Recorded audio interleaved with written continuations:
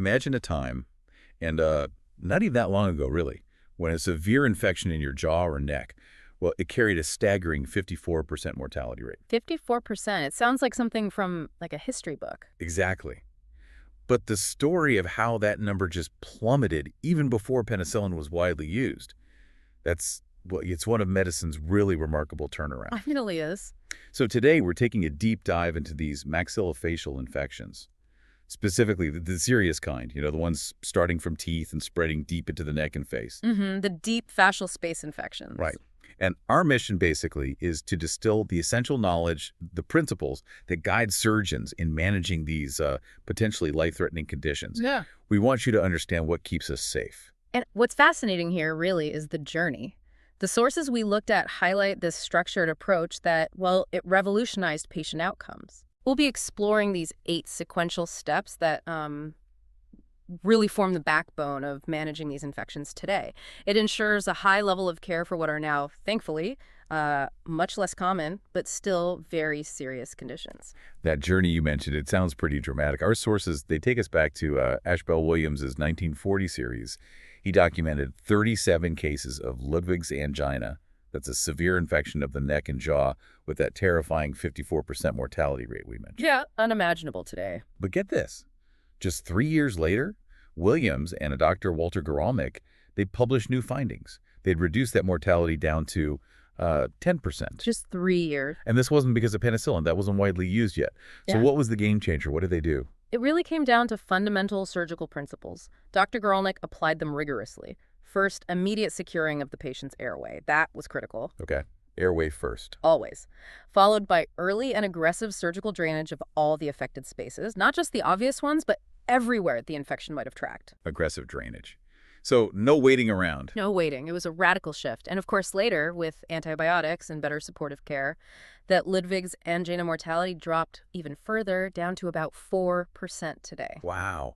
But it raises a really important point, doesn't it? If surgery was that critical back then, before the wonder drugs, how crucial is it now when we do have powerful antibiotics? That's exactly the question. And the answer is it's still paramount. It really underscores this ongoing obligation for oral and maxillofacial surgeons to stay sharp, keep their knowledge of anatomy, microbiology, the latest techniques really fresh.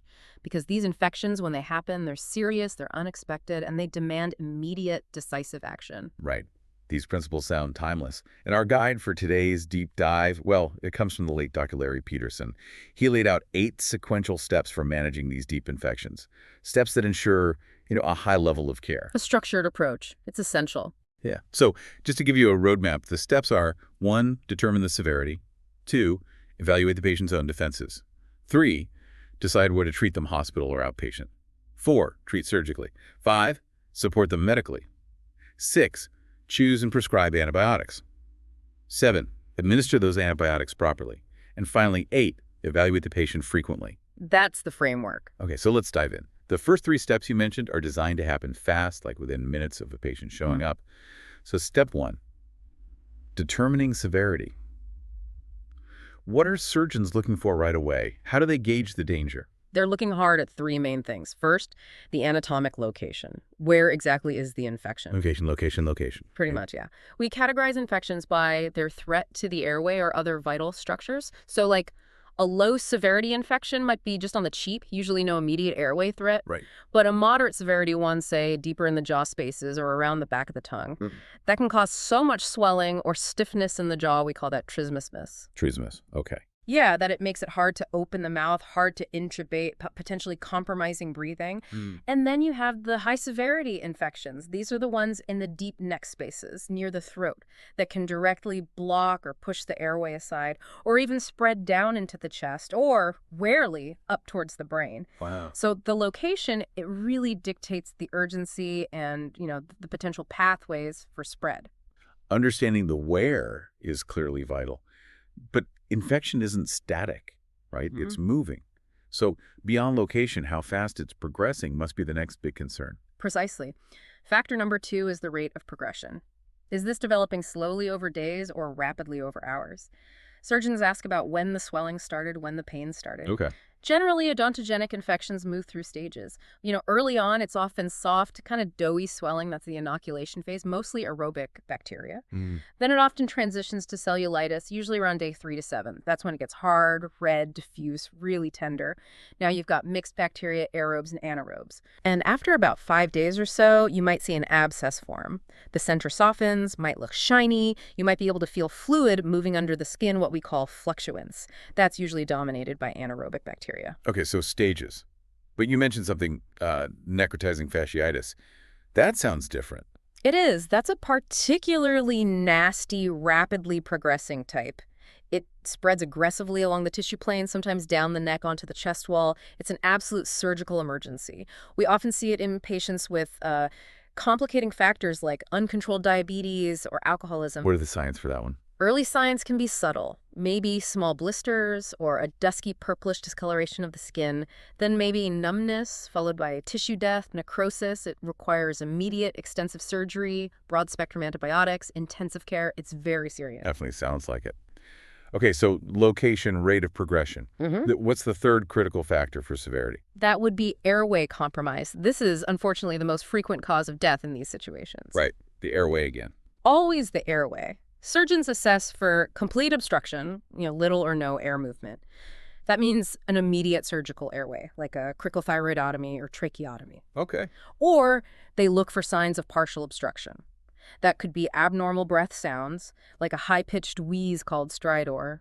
Or maybe the patient is adopting specific postures like leaning forward, the tripod position, or tilting their head away from the swelling just to try and open things up. Little signs that mean a lot. Exactly. And that jaw stiffness, the trismus we mentioned, if someone suddenly can't open their mouth much, say less than 20 millimeters, and it's painful, that's an ominous sign. It often points to infection in the chewing muscle spaces. And tools. How do you check oxygen levels? We use a pulse oximeter routinely. If oxygen saturation drops below 94% in a healthy person, that's a clear sign they're not getting enough oxygen. But for a really definitive look, imaging, yes. A high-speed CT scan is invaluable. It's quick. It shows precisely where the infection is. If there's drainable pus, we're talking even small amounts, like 2 millimol or more. And critically, it shows how much the airway itself is narrowed or pushed aside. Very accurate. Okay, so once severity is assessed, location, speed, airway, the next critical piece is the patient themselves, right? Yeah. How well can their body fight back? Exactly. Which brings us neatly to step 2, evaluating host defenses. You need to know 2 key things here. Is the patient's immune system compromised? And what's their overall systemic reserve? Let's start with the immune system. What weakens it? Well, the most common condition we see that compromises the immune system is diabetes, especially if it's poorly controlled. It affects how white blood cells move to fight infection, and it damages small blood vessels. Okay. Other big ones are steroid therapy used for asthma, autoimmune diseases, transplants, also cancer itself, or chemotherapy. Anyone on chemo within the last year we generally consider immunocompromised. Makes sense. Any others? Yeah, things like significant malnutrition, heavy alcoholism, chronic kidney disease. These can all impair the immune response. Interestingly, HIV/AIDS has a bit of a paradoxical role. While HIV-positive patients might sometimes have a tougher hospital course overall, HIV primarily affects T cells. These odontogenic infections are often more targeted by B cells, a different part of the immune system. Yeah. So it doesn't seem to actually increase the incidence of these severe tooth-related infections. Huh. That's a surprising detail. Okay, so that's the immune system check. Yeah. What about their systemic reserve? What does that mean? Systemic reserve is basically about how well the body as a whole can handle the physiologic stress of a major infection. Like how much fight they have left. Kind of, yeah. Take fever, for example. A fever burns through fluid, increases calorie needs. It can lead to dehydration and a catabolic state, where the body starts breaking down tissue. And you have to be careful with the elderly. They might not mount a high fever even with a severe infection. So even a mild temperature elevation in an older person could signal something serious and also indicates they might have less cardiovascular or metabolic reserve to cope. So a small fever in an older person is a bigger warning sign. Potentially, yes. And severe infection can throw other chronic conditions way off balance. Think diabetes, high blood pressure, kidney disease. It puts a huge strain on patients who already have things like COPD or heart disease. Their reserves get depleted fast. Got it. So you assess the infection severity and you assess the patient's ability to fight back. Step 3 then is deciding where to manage this fight. hospital or outpatient? It seems straightforward, but maybe not always. It's a critical decision point, step 3, deciding on the setting of care. And yeah, there are nuances, but there are pretty clear indicators for hospital admission. Like what? What flags say hospital now? A temperature over 101 Fahrenheit or 38.3 Celsius. Signs of dehydration, you can check urine-specific gravity or certain blood markers. And critically, any threat to the airway or vital structures. That's an automatic admission. Okay, airway threat equals hospital. Absolutely.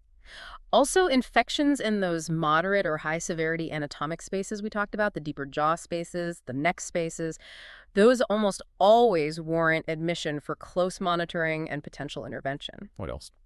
If the patient needs general anesthesia for treatment, maybe they can't open their mouth wide enough for local anesthetic, or you need absolute airway security during drainage, or the patient just isn't cooperative, like a young child. That means the operating room and thus hospital admission. All right. And sometimes the patient needs inpatient care just to manage another underlying health issue that the infection has destabilized, like getting blood thinners reversed or controlling runaway blood sugar. So lots of factors. Yes, but the guiding principle really is safety first. It's generally much safer to err on the side of hospital admission. You get continuous monitoring, IV fluids, quick access to consultants, and crucially, the ability to manage the airway rapidly if things worsen. Okay, makes total sense. So assuming the patient needs that higher level of care, we move to step 4. Treat surgically. We heard how crucial this was historically. What are the modern principles here? Modern surgical treatment still hinges on those 2 pillars from the Williams and Guralnick era: airway security and surgical drainage. Securing the airway immediately, if threatened, and then prompt, aggressive surgical intervention. That's still paramount, often even more critical initially than the antibiotics. So securing the airway might mean going to the operating room. Often, yes. Indications for the OR include needing to establish that secure airway, having a moderate to high severity infection based on location, multiple spaces involved, a rapidly progressing infection like that necrotizing fasciitis, or simply needing general anesthesia. Yeah, it's a team effort in the OR. Absolutely. Close communication between the surgeon and the anesthesiologist is key. Discussing exactly where the infection is, how it might impact the airway, what the CT scan shows. Sometimes, even before the main surgery, we might use a needle to aspirate or decompress an abscess, which can relieve some pressure and get a sample for the lab. Okay, and after surgery, is the breathing tube always removed? Not necessarily. Post-operatively, especially if there was significant swelling, it's often wise to keep the patient intubated for a period, maybe 24, 48 hours, until we're sure the swelling is receding and won't compromise the airway again. Right, safety first. Once the airway is secure, what about the drainage itself? How is that done effectively? Surgical drainage relies heavily on a thorough knowledge of head and neck anatomy. The goal is to create pathways for pus to escape from all infected spaces. This often involves making incisions in cosmetically acceptable areas, like under the jawline or sometimes inside the mouth, and then using blunt dissection, gently separating tissue layers rather than cutting to explore and open up those deep infected spaces. Blunt dissection, okay. Yes, and a key rule is never to blindly clamp down with an instrument, like a hemostat, deep in the wound. You insert it closed, gently open it at the depth of the infection to break up pockets of pus, and then withdraw it open. That minimizes the risk of injuring nerves or blood vessels you can't see directly. Careful work. Very. Sometimes we place drains, like soft rubber Penrose drains or suction drains, to keep those pathways open. A technique called through-and-through drainage can be effective, where a drain passes from one incision through the infected space and out another incision. It allows for good drainage and potentially irrigation. Irrigation. Does washing out the wound help much? It makes clinical sense, to remove debris and bacteria, but there's actually little hard evidence it significantly speeds up resolution compared to just establishing good drainage. The main thing is getting the pus out and keeping the path open. Drains are usually removed once the drainage stops, typically within, say, 24 to 72 hours. Got it. Now, what about the timing of that incision and drainage? You mentioned aggressive early intervention. Is there ever a case for waiting, maybe letting antibiotics work first? That's been debated. Some have suggested an expectant approach, give IV antibiotics first, and only operate if the patient gets worse, the airway is threatened, or a clear abscess shows up on CT. But for these severe odontogenic infections, that approach has not been supported by good evidence. The aggressive early intervention model, like Williams and Guralnick demonstrated, is the standard. Surgery is performed as soon as reasonably possible, even if the infection is still mostly in the cellulitis stage, before a large liquid abscess forms. Why so early? The idea is to decompress the tissues, reduce the bacterial load, get a culture, and most importantly, abort the potential spread of the infection into deeper, more dangerous spaces. One study actually found no significant difference in outcomes like reoperation rates or length of hospital stay between patients drained early in the cellulitis phase versus those drained later with a definite abscess. Early action seems key. Makes sense. And you mentioned getting a culture during surgery. How important is that? That's culture and sensitivity testing. For mild, uncomplicated outpatient infections, maybe not always essential. The bacteria are often predictable and susceptible to common antibiotics like penicillin or amoxicillin. Plus, testing adds costs and takes time. But for the serious ones, For moderate to severe infections or in patients with weakened immunity, getting a good culture specimen during surgery or sometimes by needle aspiration beforehand is crucial. You might be dealing with unusual bugs or bacteria resistant to first-line antibiotics. Getting that sample helps identify the specific enemy and tells you which antibiotics will actually kill it. This is especially true if the patient has had multiple rounds of antibiotics before or has a chronic infection or underlying conditions that predispose them to specific organisms. okay, so identify the bug if you can. Now, surgery's done, culture's sent, but the patient's body is still under immense stress. Step 5 is supporting medically. What does that involve? Right. This is about supporting the patient's overall physiology while their body fights the infection and recovers from surgery. The core elements for pretty much everyone are hydration, nutrition, and fever control. Let's talk fever. Is fever always bad? Not necessarily. A Yeah. low to moderate fever, say below 103 Fahrenheit or 39.4 Celsius, can actually be beneficial. It can enhance immune cell function, increase blood flow to the area. Okay. But high fevers, above 103F, become destructive. They dramatically increase the body's metabolic rate, put strain on the heart, deplete energy reserves, and cause significant fluid loss through sweating. So how do you manage high fever? Hydration is actually one of the best methods. For every degree Celsius of fever, daily fluid needs increase significantly. We calculate this and give IV fluids accordingly. Medications like acetaminophen or aspirin are also used. Any special considerations? Yes, fevers can be exaggerated in children, while, as we said, they might be blunted in the elderly. But because the elderly have less physiological reserve, it's important to control their fever even at slightly lower levels to reduce the strain on their system. Okay. And nutrition. Nutrition is also vital.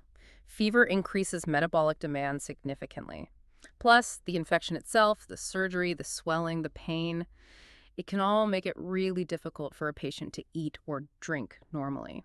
So supplemental nutrition, sometimes through a feeding tube for a short period, might be necessary to provide the calories and protein needed for healing. Right. Fuel the recovery.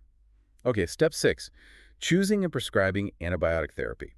This is what most people think of first with infections, but it's clearly part of a bigger picture. How do surgeons choose the right antibiotic, especially before those culture results come back? That's the challenge of empirical therapy, making the best educated guess based on likely pathogens. For outpatient, milder infections, the choice is often straightforward. Like, Amoxicillin is often preferred now. It used to be more expensive than penicillin, but prices have come down. It's effective against most common oral bacteria and only needs to be taken 3 times a day, which helps with compliance.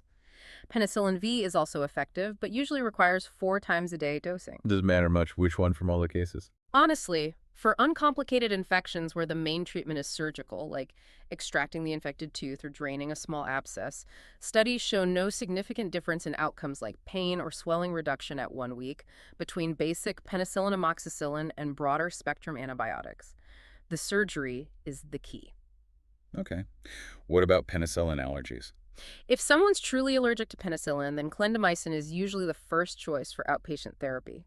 Another option is azithromycin, one of the macrolides. Azithromycin is interesting because it concentrates really well inside immune cells, like macrophages, reaching levels much higher than in the blood. This might explain why it often works clinically, even if lab tests show some bacteria are resistant. Plus, it has fewer drug interactions than some other macrolides. Okay, that covers milder cases. What about the severe infections needing hospital admission? Are penicillin or amoxicillin still enough? Generally, no. For hospitalized patients with severe odontogenic infections, penicillin alone actually has a fairly high failure rate, maybe around 21% according to some studies. So what's the go-to? A common first choice now for empiric therapy in severe inpatient infections is ampicillin combined with sulbactam. Ampicillin is like amoxicillin, but the sulbactam is crucial. It's a beta-lactamase inhibitor. What does that do? Well, many bacteria that cause these infections, especially anaerobes like Prevotella and Porphyromonas, and even some Streptococcus species, produce enzymes called beta-lactamases that break down penicillin-type antibiotics, making them ineffective. Sulbactam blocks those enzymes, allowing the ampicillin to work. Clever. What about clindamycin for severe cases? Clindamycin used to be a mainstay, but unfortunately, resistance rates have been climbing, particularly among oral streptococci. So while it's still the primary choice for severe infections in patients with penicillin allergy, it's often not the first pick otherwise. Also, importantly, clindamycin doesn't cross the blood-brain barrier well, so it's not ideal if there's any concern about intracranial spread. Okay. Are there other strong options? Yes, another combination is ampicillin plus metronidazole. Metronidazole is excellent against obligate anaerobes, which are major players in these infections, and both ampicillin and metronidazole do cross the blood-brain barrier when the meninges are inflamed, so that's an advantage if cranial cavity involvement is a risk. What if someone has a penicillin allergy and needs hospitalization, besides clindamycin? There are other options. Certain cephalosporins like ceftriaxone can be used. It also crosses the blood-brain barrier. Or newer fluoroquinolones like moxifloxacin offer very broad coverage, penetrate bone well, and are effective against some tricky bacteria. In really complex, life-threatening situations, sometimes combinations involving drugs like vancomycin might be needed, often guided by infectious disease specialists. Lots of choices, guided by severity and allergy. Now, step 7. It's not just what antibiotic, but how you give it again a mating. Administering the antibiotic properly. This involves some biology, you said. It absolutely does. The route matters. Oral versus intravenous or IV. How different are they? Hugely different from most drugs. When you take a pill, it has to survive stomach acid, get absorbed in the intestine, which can be affected by food. Then it goes through the liver first, where some might get metabolized. It's a whole journey. You generally get lower levels in the bloodstream, and it takes longer to reach peak concentration. RV goes directly into the bloodstream. You bypass the whole gut and liver first pass effect. You get much higher serum concentrations much faster. That's why for severe infections, IV is usually the starting point. Are there exceptions? Yes. Interestingly, some antibiotics, particularly the fluoroquinolones like ciprofloxacin and moxifloxacin, are absorbed exceptionally well from the gut. Their oral bioavailability is almost as good as RV, so unless the patient can't take pills, those are often given orally even in the hospital. Okay. And you mentioned something about how antibiotics work affecting administration, concentration versus time. Right, this is pharmacodynamics, basically how the drug interacts with the bug. We talk about the minimum inhibitory concentration, or MIC, the lowest concentration of the drug needed to stop the bacteria from growing. Okay. Some antibiotics are concentration dependent. Their killing power is determined by how high their peak concentration gets compared to the MIC. Think fluoroquinolones, aminoglycosides. You want a big spike, maybe 3-4 times the MIC. Like a quick knockout punch. Exactly. Others are time dependent. Their effectiveness relies on how long the drug concentration stays above the MIC during the dosing interval. Beta-lactams like penicillin and ampicillin and vancomycin fall into this category. For them, you need to keep the level above the MIC for a good chunk of the time between doses, maybe at least 40% of the interval. Like maintaining constant pressure. Precisely. And this is why IV administration can be superior for time-dependent drugs in severe infections. For example, giving IV penicillin G every 4 hours keeps the blood level above the MIC for common oral bacteria like Streptococcus viridans for about 75% of that 4-hour interval. Oral amoxicillin 500 milligrams every 8 hours might only stay above the MIC for maybe 25% of its 8-hour interval.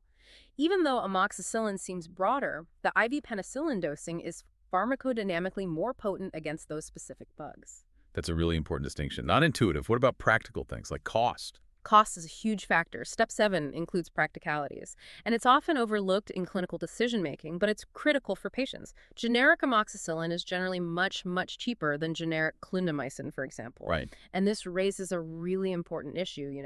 How can we ensure patients, especially if they don't have good prescription insurance, actually take the full course of antibiotics if the cost is prohibitive? It's something clinicians really need to discuss with patients and consider when choosing therapy. Affordability impacts adherence. Absolutely. Okay, so surgery is done. Medical support is ongoing. Antibiotics are chosen and given correctly, but the patient isn't cured yet. Step 8. The final step. Evaluating the patient frequently. This sounds crucial for making sure recovery stays on track. It is. You can't just set things in motion and walk away. For outpatients, the first follow-up is usually about 2 days after surgery. Check the wound, maybe remove drains, assess if they're improving, or, importantly, if they're getting worse. Then in the hospital. In the hospital, it's daily evaluation, checking wound sites, changing dressings, monitoring vital signs. We're looking for signs of improvement, usually by day 2 or 3 post-op. What are those signs? Things like decreasing swelling, the fever starting to come down, we call that defervescence, drainage from the surgical sites lessening or stopping, the white blood cell count trending down, the patient feeling less generally unwell or malaise, and importantly, any signs of airway swelling reducing, which might allow us to consider removing the breathing tube if they were intubated. Plus, preliminary culture results might start coming back, helping refine antibiotic choices. Okay, but what if they're not improving? How do you figure out why treatment might be failing?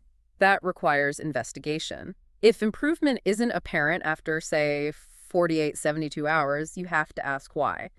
Common reasons for failure include, was the surgery adequate? Did we drain all the involved spaces? Are the patient's own defenses severely depressed? Is there a foreign body involved, like maybe an old root tip or piece of bone? Are there antibiotic problems, wrong drug, wrong dose, resistance, or maybe the patient isn't getting it properly? Or is the patient simply not following instructions? How do you check these things? A postoperative CT scan is often the next step. It can show if there's persistent airway swelling, if the infection has spread into previously undrained spaces, or if the initial drainage seems adequate, but maybe the antibiotics aren't working. So the CT can point towards needing more surgery versus changing meds. Exactly. It helps differentiate. For example, the source material showed a case where swelling persisted despite drains, but the CT showed no new fluid collections. Turned out the initial antibiotic wasn't effective. Another case showed infections spreading to new spaces despite drains, clearly indicating the need for reoperation. What about getting the breathing tube out safely if there was airway swelling? The best clinical test for that is the air leak test. You deflate the cuff on the breathing tube, temporarily block the tube opening, and see if the patient can breathe around the tube. If air leaks around it easily, it suggests the swelling has subsided enough for extubation. But even then, it's often done cautiously, maybe over a guide wire or a tube changer, sometimes even back in the OR for maximum safety. And if an infection just lingers or a drain site keeps weeping? For chronic drainage or a non-healing wound, we might need to reculture, especially if they've been on antibiotics a while or are in the hospital where they could pick up different bugs. There's also a useful mnemonic, fetid, for chronic problems. Foreign body, like bone plates, implants. Epithelium, maybe a tract lined with skin cells or a cyst. Tumor, infected cancers don't heal well. Infection could be deeper, like osteomyelitis or a chronic dental abscess, or distal obstruction, like a blocked salivary duct. Fetid. That's handy. So when do you decide to change antibiotics if cultures aren't back yet? The criteria are pretty clear. Obviously, if the patient have an allergy or toxic reaction, or if culture results do come back and show resistance to the current drug, or critically, if there's a clear failure of clinical improvement after 48 to 72 hours, provided you're confident the surgery was adequate and you've ruled out other causes like an undrained space. In complex cases, consulting an infectious disease specialist is often very helpful at this point. A very thorough process. Now, our main focus was these deep, serious infections. But the sources also mentioned something most of us have experienced. Sinusitis.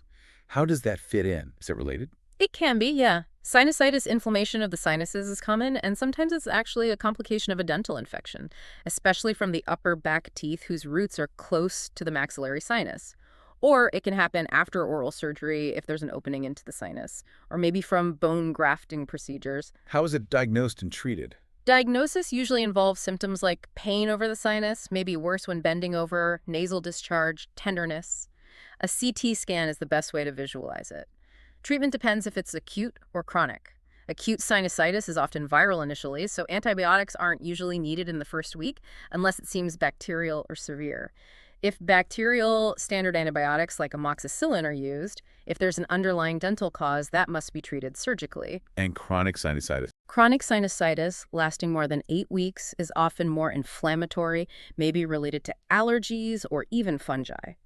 Steroids can sometimes be more effective than antibiotics if there isn't an obvious surgical cause, like a persistent dental infection. And rarely, severe sinusitis can spread, potentially causing serious complications like brain abscesses, needing aggressive surgery, and long-term antibiotics. Okay, so sinusitis is often linked, but treated a bit differently unless there's that dental connection. So stepping back, what does this all mean for us, for you listening? We've really journeyed from a time when these infections were terrifyingly lethal to understanding this intricate, multifaceted approach surgeons use today. It really has been a journey. Yeah, and it's a powerful reminder, I think, that complex medical problems, they rarely have just a single magic bullet solution. It takes this meticulous, structured 8-step process to manage them successfully. Absolutely. And this deep dive really underscores that even with all our incredible advancements, better imaging, stronger antibiotics, advanced critical care, those fundamental principles from 80 years ago remain critical. Acute airway management and aggressive early surgical intervention are still paramount. Still the foundation. Still the foundation. And the ongoing challenges, like antibiotic resistance, patients with more complex medical histories, it means that vigilance, that deep understanding of anatomy, and sticking to a structured approach aren't just best practice. They're a continuous obligation for surgeons, which I think raises a final, maybe provocative thought. Go on. How will we continue to adapt these core principles as new threats emerge? Think about evolving pathogens, increasing antibiotic resistance. How do we ensure our current strategies remain effective against the challenges of tomorrow? That's a crucial question for the future, something definitely to mull over. A huge thank you to you, our listener, for joining us on this journey into the deep and fascinating world of maxillofacial infection management.